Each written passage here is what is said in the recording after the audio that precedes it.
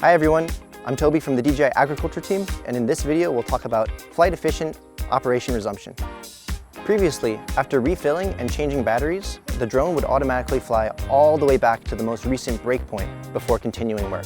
Flight-Efficient Operation Resumption helps minimize the distance the drone flies with a full payload before resuming work.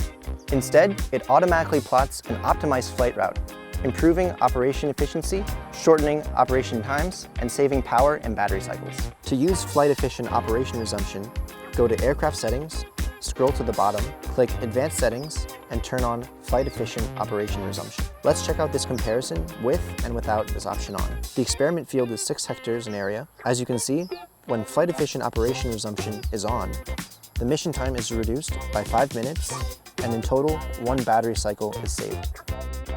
And here's an extra tip. We recommend turning on the empty tank point option. It shows you in real time where it predicts the tank will run empty and remind you to select the best location for a refill. We hope this introduction to Flight-Efficient Operation Resumption has been helpful. Thanks for watching.